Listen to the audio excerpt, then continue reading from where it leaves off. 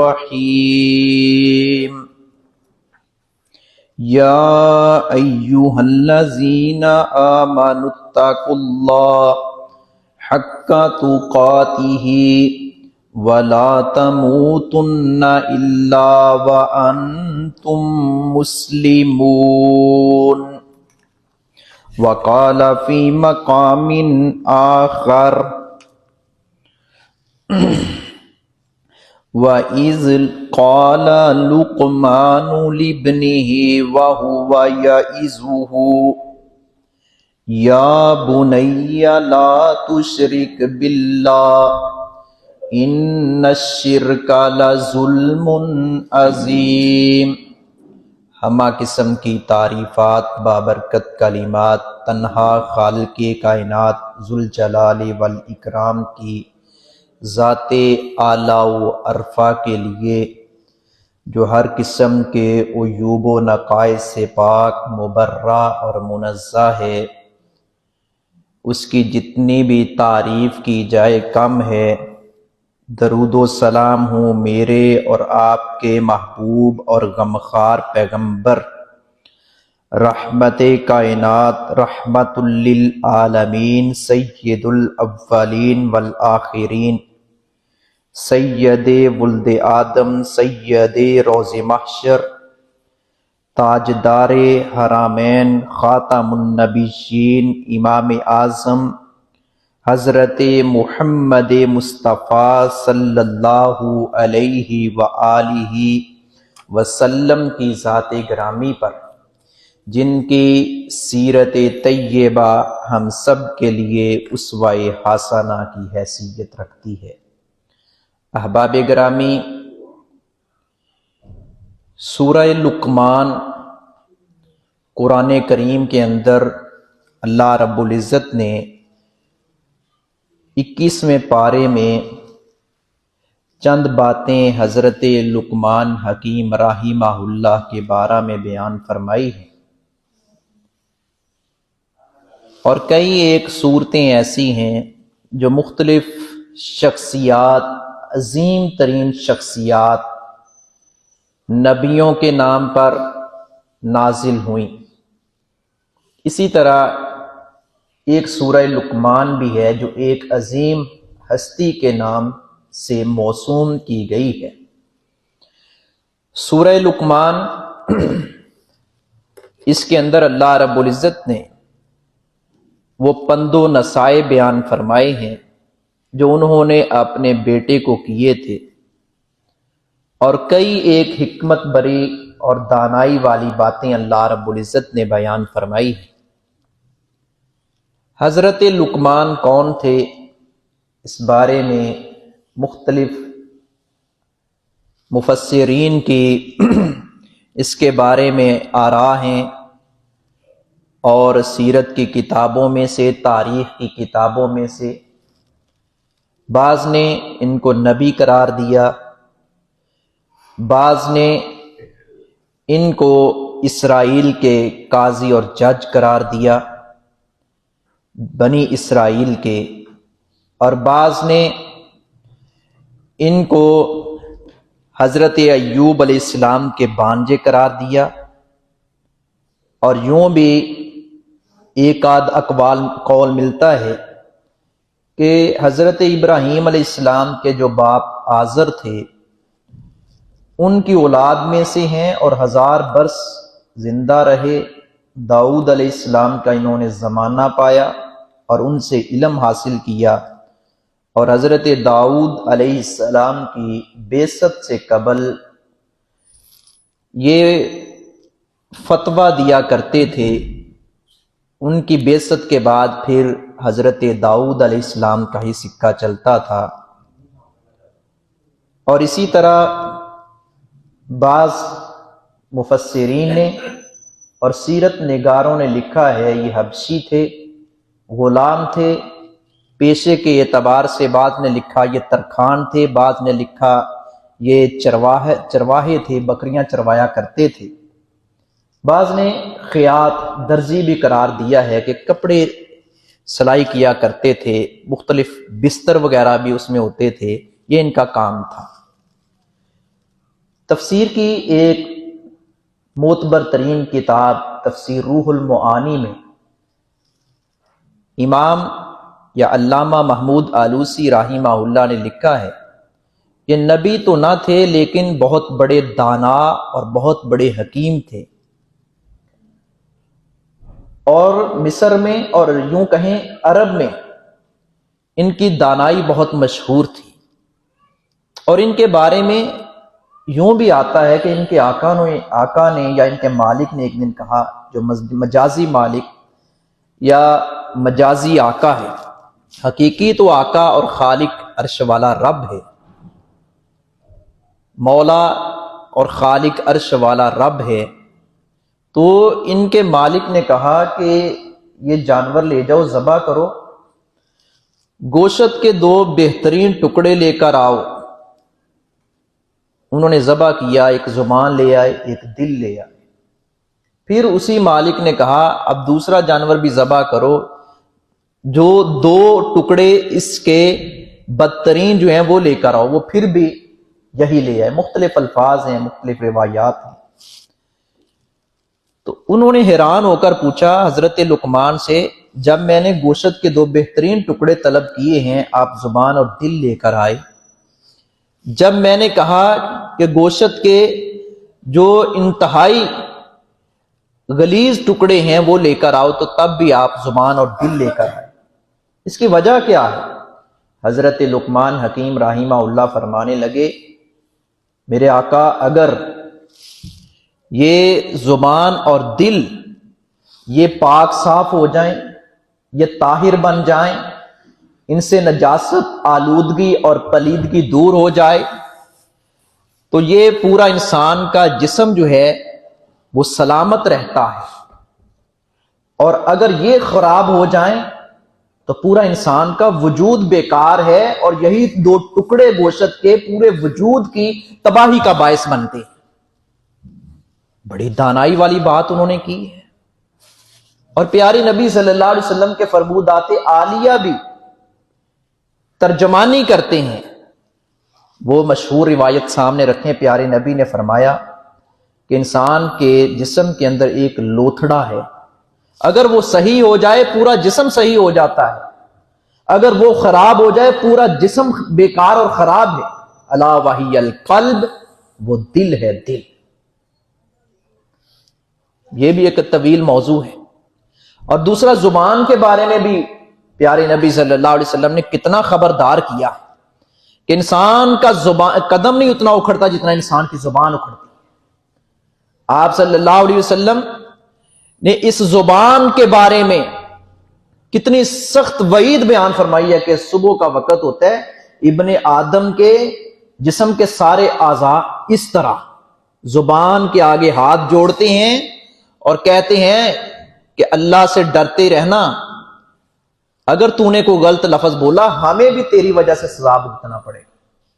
کمال دانائی، حکمت اللہ رب العزت نے حضرت لقمان کو عطا کی تھی۔ بہرحال اس میں بہت الجھنے کی کوئی بات نہیں ہے کہ ہم الجھیں، وہ نبی تھے یا حکیم تھے، ان کی شخصیت بڑی کمال کی تھی، اور وہ با کردار انسان تھے، اور اللہ کے مقرب ترین تھے، اللہ کے دوستوں میں ان کا شمار ہوتا تھا۔ اس سے ہی اندازہ لگا لیں قرآن میں صرف اللہ رب العزت نے ان کا تھوڑا بہت تذکرہ نہیں کیا، اچھا خاصا تذکرہ کیا۔ سورت کا نام ہی سورہ لقمان ہے۔ حضرت لقمان حکیم، انہوں نے بڑی نصیحتیں بیان فرمائی ہیں، بیان کی ہیں، اپنے بیٹے کو کی ہیں۔ اس سے ہمیں یہ بھی سبق ملتا ہے کہ ہم بھی اپنے بچوں کو نصیحتیں کریں، ان کو سمجھائیں، ان کو واعظ کریں، ان کو یاد دہانی کرواتے رہیں۔ فذکر ان نفعت الذکر، نصیحت کرو، بلا شبہ نصیحت فائدہ دیتی ہے، قرآن کہتا ہے۔ اور سورہ لقمان کے آغاز میں اللہ رب العزت نے فرمایا، بسم اللہ الرحمن الرحیم، الف لام میم، تلک آیات الکتاب الحکیم ھدی ورحمۃ للمحسنین۔ فرمایا یہ کتاب حکمت بری ہے، حکمت بری آیات ہیں اس کتاب کے اندر، یہ ہدایت بھی ہے اور رحمت کا ذریعہ بھی ہے نیکوکاروں کے لیے، کن کے لیے؟ نیکوکاروں کے لیے۔ ہدایت بھی ہے، ہدایت کا سرچشمہ بھی ہے اور رحمت بھی ہے۔ کن کے لیے؟ نیکی کرنے والوں کے لیے، نیک لوگوں کے لیے، احسان کرنے والوں کے لیے۔ احسان کا معنی نیکی بھی ہے۔ احسان کے 3-4 معانی مفسرین نے بیان فرمائے۔ نیکی کا بدلہ نیکی، حل جزاء الاحسان الا الاحسان، نیکی کا بدلہ نیکی ہے۔ اور احسان کا معنی حسن، خوبصورتی اپنے عمل کے اندر پیدا کرنا۔ اور تیسرے نمبر پر احسان کا یہ بھی معنی ہے ان تعبد اللہ کانک تراہ، اللہ کی عبادت ایسے خوبصورت انداز سے کرو کہ گویا کہ عرش والا رب تم اللہ کو دیکھ رہے ہو، یا روایت میں یوں بھی ہے کم سے کم یہ خیال کر لو اللہ ہمیں دیکھ رہا ہے۔ دونوں طرح الفاظ موجود ہیں۔ یہ نیکی کن لوگوں، نیک لوگوں کے لیے ہدایت کا ذریعہ ہے، رحمت ہے۔ ان رحمت اللہ قریب من المحسنین، بلا شبہ اللہ رب العزت کی رحمت نیکی کرنے والوں کے قریب ہے، اور جو نیکی کے قریب نہیں جاتے اللہ کی رحمت ان کے قریب نہیں آتی۔ اسی لیے فرمایا ہدی و رحمہ، یہ کتاب ہدایت کا سرچشمہ بھی ہے اور رحمت بھی ہے۔ کن کے لیے؟ للمحسنین، نیکیاں کرنے والوں کے لیے، محسنین کے لیے، نیکی کرنے والوں کے لیے۔ کون سے نیکی کرنے والے؟ الذین یقیمون الصلاۃ۔ صرف نیکی یہ نہیں کہ میں خدمت خلق کے 1-2 کام کر رہا ہوں یا انسانیت کی بھلائی کے لیے کام کر رہا ہوں تو میں بڑا نیک ہوں، نہیں، اس میں یہ ساری چیزیں آتی۔ جہاں خدمت خلق ہے اس کے ساتھ ساتھ حقوق اللہ بھی ہیں، دونوں لازم و ملزوم ہیں۔ الذین یقیمون الصلاۃ ویؤتون الزکاۃ وہم بالآخرۃ ہم یوقنون، وہ نماز بھی پڑھتے ہیں، نماز کو قائم کرتے ہیں، زکوٰۃ ادا کرتے ہیں اور آخرت پر یقین رکھتے ہیں۔ یہ ابتدائی آیات ہیں سورہ لقمان کی، جو اللہ رب العزت نے سورہ لقمان میں یہ نصیحت فرمائی ہے تمام متقین کو، تمام محسنین کو اور تمام اہل ایمان کو کہ یہ خوبیاں اپنے اندر پیدا کریں۔ یہ لوگ جن کے اندر یہ خوبیاں پیدا ہو جائیں، اولئک علی ھدی من ربہم واولئک ھم المفلحون، وہ رب کی طرف سے ہدایت پر گامزن ہیں، صراط مستقیم کی شاہراہ پر چل رہے ہیں، یہی لوگ کامیاب ہیں، فلاح پانے والے ہیں۔ آگے اللہ رب العزت نے برے لوگوں کا بھی تذکرہ کیا۔ مزید حضرت لقمان حکیم کی نصیحتیں آگے جا کر آئیں گی، وہ آگے جا کر ان کا آغاز ہوگا۔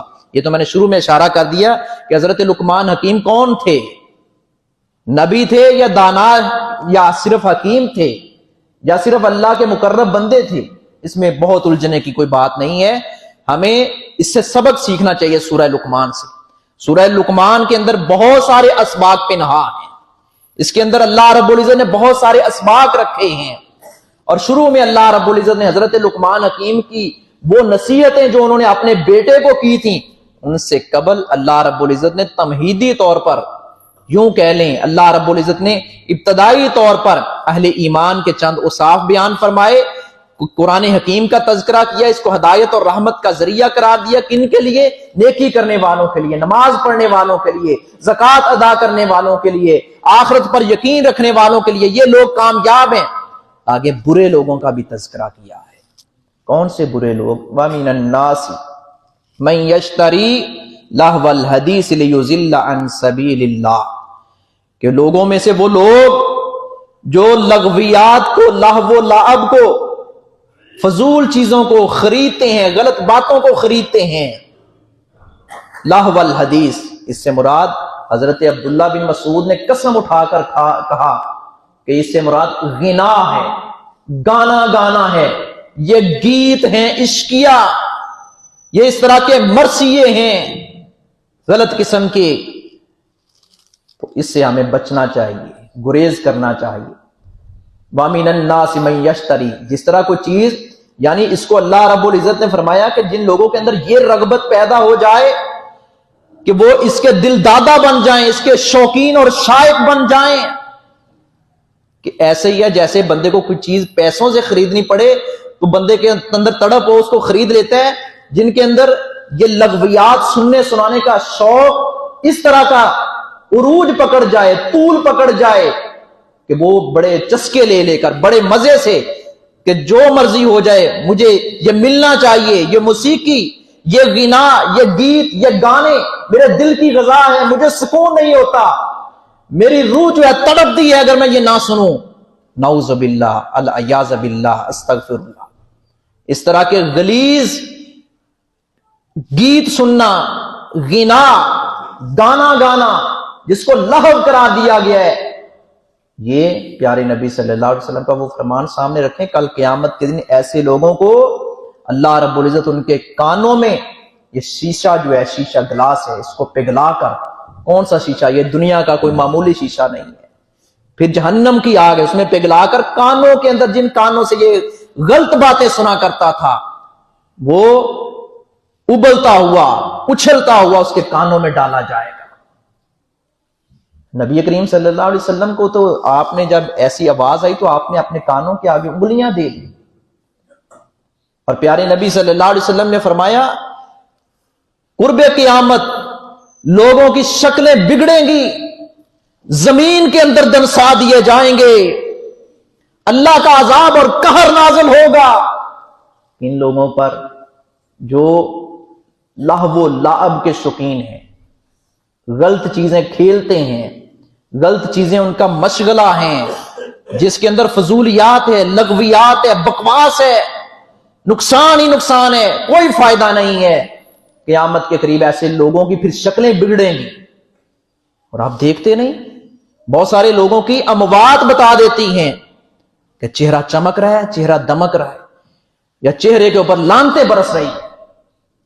تو اللہ رب العزت بھی کل قیامت کا دن ہوگا، بلکہ جب حدیث میں آتا ہے، نبی صلی اللہ علیہ وسلم نے فرمایا فرشتے لے کر جاتے ہیں روح کو جنت کی طرف، تو آگے سے دربان جو ہے وہ راستہ کھول دیتے ہیں اور اس کو اہلاً و سہلاً کہا جاتا ہے. نیک روح کو خوش آمدید، اور بری روح کو کہا جاتا ہے لے جاؤ اس خبیث نفس کو واپس لے جاؤ.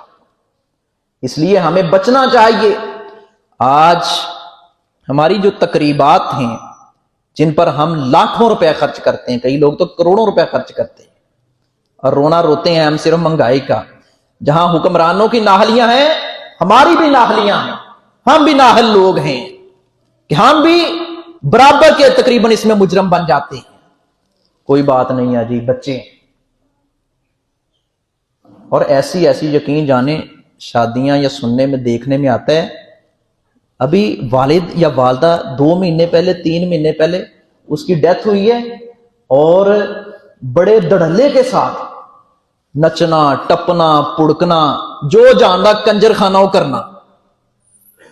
وہ دیکھو جی، بعض ایسے بدبخت ہیں ان کو پتہ ہی نہیں چلتا. والدہ بہت ہو گئی، کہنے لگے ساڑی ماں دیا جنیاں خواہشاں سی نا اسی ساریاں پوریاں کیتیاں. چنگا ماں نو ثواب پہنچ رہے ہیں، چنگا باپ نو ثواب پہنچ رہے ہیں. اپنی اولادوں کو صحیح راستے پر لگاؤ، وگرنہ یہ اولاد کل قیامت کے دن والدین کا گریبان پکڑے گی کہ ہمیں سکھایا یہی گیا تھا، ہمیں سمجھایا یہی گیا تھا، ہمیں کسی نے روکا ہی نہیں تھا. ہمیں یہ تو کہا دیا جاتا تھا کبھی کبھی کہ نماز پڑھا کرو، سچ بولا کرو، ہمیں غلط کاموں سے نہیں روکا. جہاں امر بالمعروف لازم ہے وہاں نہی عن المنکر، برائی کو سے روکنا، اور اس کا آغاز گھر سے کرنا چاہیے. اب منگنیوں کے اوپر لاکھوں روپے خرچ ہوتا ہے، اور پھر رسومات جو ہیں ختم ہونے کا نام نہیں لیتی. آج بیٹے کی برتھ ڈے ہے، آج چھوٹے بیٹے کی ہے، کل کو بیٹی کی ہے، اگلے دن بیوی کی ہے، کل کو پاپا جان کی برتھ ڈے ہے. انا للہ و انا الیہ راجعون.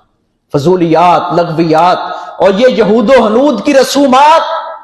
اسی لیے تو ہم ان کا مقابلہ کرنے کے قابل نہیں رہے، کیونکہ ہمارے لیے آئیڈیل پرسنالٹیاں تو یہ گلوکار، اداکار اور فنکار بن گئے، اس لیے ہم ان کے اپنا مقابلہ کرنے جو اپنا رہے نہیں، ان کے مقابل نہیں آ رہے. چونکہ ایمان چھن چکا ہے. جب ایمان چھن جائے پھر بندہ بات ہی نہیں کر سکتا، پھر بندہ بیان نہیں دے سکتا، لڑنا تو دور کی بات ہے. حضرت عبداللہ بن مسعود نے قسم اٹھا کر فرمایا تھا اس سے مراد گانا ہے. اور اس کے ساتھ ساتھ اللہ رب العزت نے فرمایا ایسے لوگ جن کا یہ ذوق و شوق بن جائے، موسیقی روح کی غذا ہے، پھر قرآن جب سنتے ہیں نا، اللہ والوں کی مجلس میں بیٹھنا تو دور کی بات ہے، جب وہ آیات پڑھتے ہیں قرآن کی یا قرآن سنا جاتا ہے، پڑھا جاتا ہے، اور بس کرو جی، بس ٹھیک ہے، اور لگاؤ فلاں چیز لگاؤ. اللہ رب العزت نے فرمایا وَإِذَا تُتْلَى عَلَيْهِ آيَاتُنَا وَلَّى مُسْتَكْبِرًا كَأَن لَّمْ يَسْمَعْهَا كَأَنَّ فِي أُذُنَيْهِ وَقْرًا۔ ایسے بدبخت لوگوں کا پھر یہ رویہ ہوتا ہے جب قرآن کی آیات ان کے سامنے پڑھی جاتی ہیں تو ایسے جیسے ان کے کانوں میں بوجھ ہے، ڈانٹ ہے، اور ایسا محسوس ہوتا ہے جیسے انہوں نے سنا ہی نہیں۔ مستکبرن، تکبر کرتے ہوئے کہتی ہیں کہ ہم نے سنا ہی نہیں، ہمارے کانوں میں بوجھ ہے۔ فبشرہ بعذاب علیم، ایسے بدبخت کو جہنم کے آگ کی خوشخبری سنا دو، جہنم کی آگ کی خوشخبری۔ اس لیے فضولیات سے بچیں۔ آپ کو اللہ رب العزت نے روپے پیسہ دیا، ٹھیک ہے آپ اچھی گاڑی لیں، آپ کو اللہ رب العزت نے روپے پیسہ دیا، حلال کماتے ہیں، حلال کھاتے ہیں، اچھا کھاؤ، اچھا پہنو، اچھی رہائش، یہ سہولیات سے فائدہ اٹھائیں۔ سردیاں آئی ہیں تو سردیوں کی سہولیات، گرمیاں آئی ہیں تو گرمیوں کی سہولیات، اس سے کوئی انکار نہیں ہے، یہ جائز ہے سب کچھ، لیکن اپنے آپ سے باہر ہو جانا اور اللہ رب العزت کی حدود و قیود ان کو پامال کرنا، یہ اللہ رب العزت کے غضب اور اس کے قہر کو خود دعوت دینے والی بات ہم کرتے ہیں۔ کبھی یہ ایک دو دن کے یہ پروگرام ہوتا ہے، پتہ ہے ہم نے اللہ رب العزت کی طرف لوٹ کر جانا ہے، اس لیے ہمیں اپنی شادیوں کے اوپر یہ فضولیات اور لغویات اس کو ترک کرنا چاہیے۔ بعض والدین کوشش کرتے ہیں لیکن اولاد اتنی اتھری ہوتی ہے، وہ کہتے ہیں نہیں، بہرحال انہوں نے تو اپنا حق ادا کر دیا ہے نا، جہاں تک ان کا بس چلتا ہے، یہ نہیں بس ایک دفعہ زبان سے کہہ دیا، ہر طرف سے ان کا راستہ روکنے کی کوشش کریں، ناراضگی کا، سخت ناراضگی کا، جہاں تک بس چلتا ہے کہ میں آپ کی شادی میں شریک نہیں ہوتا، عملی طور پر بائیکاٹ کر دیں، جا بیٹا کروا جا کر، میں نہیں جاؤں گا ساتھ۔ اکھاں کھول جان گیاں، ساری اولادیں ایک جیسی نہیں ہوتی، اولادیں بھی کئی قسم کی ہوتی ہیں، والدین بھی کئی قسم کے ہوتے ہیں، والدین کو بھی تربیت کی ضرورت ہے، اولاد کو بھی تربیت کی ضرورت ہے۔ جب والدین تربیت یافتہ ہوں تو پھر اولادیں تربیت یافتہ ہوتی ہیں، جب والدین خود ان کو تربیت کی ضرورت ہو وہ اولاد کی خاک تربیت کریں گے۔ باز تو کرنا چاہیے، نصیحت تو کرنی چاہیے، نہ مانے تو نہ صحیح۔ بعض ایسے بدبخت بھی ہیں، آپ دیکھیں نوح علیہ السلام کا بیٹا ہے، باپ کی بات نہیں مان رہا، ذلیل ہو رہا ہے، لیکن حضرت نوح علیہ السلام نے تو اپنا حق ادا کیا ہے۔ اس طرح حق ادا کرنا ہے، یہ نہیں میں بڑا کیا جی ٹھیک ہے جی چلو اچھا ٹھیک ہے کوئی نہیں، میں ویسے انہوں روکیا لیکن روکدا نہیں، اس کو روکنا نہیں کہتے۔ آخری اسٹیج تک جائیں، جہاں تک بس چلتے ہیں، برائی کے خلاف جہاد کریں، لوگوں کو تو روکیں، اور گھر میں لغویات ہو لوگوں کو تو روکیں اور ممبروں پر چڑھ کر ہم واز کریں، لیکن ہمارے گھر میں بےہودگی، بے پردگی، عریانی، فحاشی اور غلیظ قسم کا لٹریچر اور دن رات گانوں کی آوازیں آئیں، گندی ویڈیوز چلیں اور ہمارے کانوں پر جوں تک نہ رینگے۔ فَبَشِّرْهُ بِعَذَابٍ عَلِيمٍ، قرآن کہتا ہے ایسے بدبختوں کو عذاب علیم کی، دردناک عذاب کی بشارت سنا دیں۔ حضرات گرامی، آگے اللہ رب العزت نے دونوں کا انجام بیان فرمایا ہے۔ جو نیکوکار ہیں، جو قرآن کی آیات کو پسند کرتے ہیں، اس کے مطابق اپنی زندگی جو ہے بسر کرتے ہیں، ان کا بھی اللہ رب العزت نے جزا، ان کی عزت تکریم کا بھی تذکرہ کیا ہے۔ اور یہ لہو و لعب، فضولیات، لغویات، بکواس اور یہ ڈرامے بازی، یہ ہلڑ بازی، یہ فحش گوئی، یہ غلیظ لٹریچر اور اس طرح کا کاروبار کرنے والے، اس کو فروغ دینے والے، سننے والے، سنانے والے، ان بدبختوں کا بھی اللہ رب العزت نے تذکرہ کیا۔ یہ میں نے سورہ لقمان کی ابتدائی آیات وہ آپ کے سامنے رکھی، اور سورہ لقمان کی اگلی آیات جس میں حضرت لقمان حکیم نے اپنے بیٹے کو نصیحتیں کی تھیں، وہ انشاءاللہ آئندہ جمعہ میں ہوگی۔ تو حضرت لقمان ایک بہت بڑے اللہ کے ولی تھے اور اللہ کے مقرب ترین بندے تھے۔ میں نے عرض کیا شروع میں کہ بعض نے کہا ہے وہ نبی تھے، بعض نے لکھا ہے کہ نہیں انہوں نے نبیوں کا زمانہ پایا ہے، لیکن یہ تو کنفرم ہے بہت بڑے دانا تھے، بہت بڑے حکیم تھے، اللہ کے مقرب تھے، اللہ کے ولی تھے، اور ان کی زندگی سے بھی کئی ایک اسباق ملتے ہیں۔ انہوں نے اپنے بیٹے کو بھی نصیحتیں فرمائی ہیں، اور اللہ رب العزت نے سورہ لقمان ہی قرآن کے اندر ان کا باقاعدہ طور پر نام لے کر بولا ہے، وَإِذْ قَالَ لُقْمَانُ لِابْنِهِ وَهُوَ يَعِظُهُ، جب حضرت لقمان اپنے بیٹے کو نصیحتیں کر رہے تھے۔ تو ہمیں بھی چاہیے کہ ہم اپنے بچوں کو نصیحتیں کریں۔ نبی صلی اللہ علیہ وسلم حضرت عبداللہ بن عباس کے ساتھ سواری پر سوار ہیں۔ عبداللہ بن عباس کہتے ہیں میں ابھی 9-10 سال کا بچہ تھا، آپ سواری پر ہیں، میں آپ کے پیچھے بیٹھا ہوا تھا، اونٹ تھا یا گھوڑا تھا، جو بھی سواری تھی۔